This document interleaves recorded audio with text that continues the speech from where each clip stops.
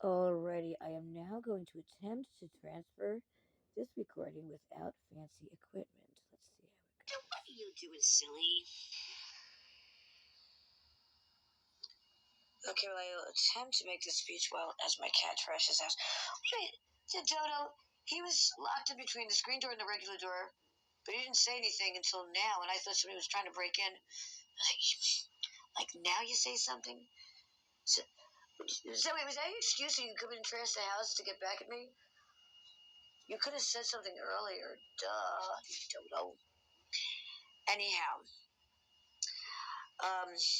it's been coercive control and how it gives too much of a gray area. Now, when it started getting popular and police started getting more complaints, they saw the power to heal a curse. Do I arrest this? But if I arrest this, I can't use it because they saw they can arrest it and work an honest day's work, or don't arrest it and use it instead for a free paycheck. And that's why we have this epidemic all over the freaking globe where police are telling us all to go to hell. A rumor started saying that they're going to be replaced with the National Guard because we need to believe that. Because if that's not going to happen, we are FUCKED to no end. And that especially includes Beyond the Grave. Now, here's a story that should wake some heads up.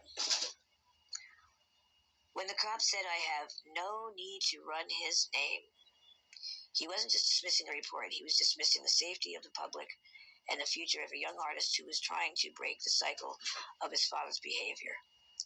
The impossible burden on the good son. Now, I don't know what I saw in Cross that made me want to say, was it the flirtatious eyes followed by denial? All boys do that, so I must have sensed that there was.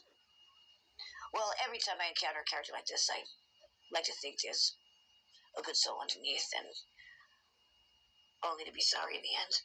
But I don't know, there was just something about him where, no, I didn't, and I was so sideswiped by this bullshit that I didn't see the one obvious factor that the man was using his son to bait victims.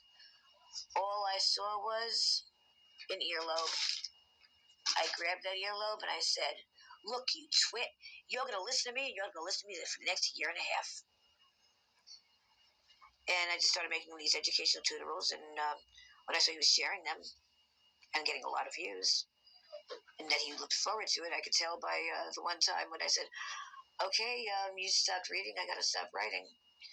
Because the thing was, he was insulting me, and just one insult made me see and say, "Wait a minute, you're reading everything I write. That just makes you a good student."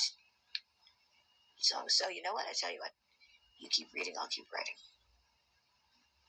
And then that day came that he didn't read it. I said, "Oh, you didn't read it? Well, then I got to stop writing it." You had to see how fast that view count went from 0 to 1. So I stuck to the protocol. The impossible burden on the good son highlighted that a stalker's son shouldn't have to be the one to police his father because LAPD refused to do their job. The burden of stopping a predator fell on the shoulders of a kid who just wanted to make music. The power of our connection. I used educational tutorial and humor to reach him, a 50-50 success rate in engagement showing that we did more work to intervene by me grabbing the ear and by me listening, by him listening. That was more work by just the two of us than all professionals with badges ever did all put together.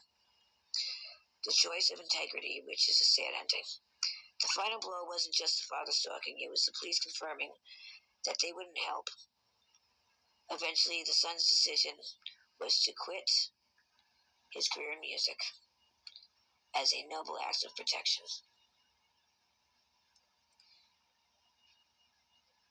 The end. Unless somebody wants to fix this shit once and for all.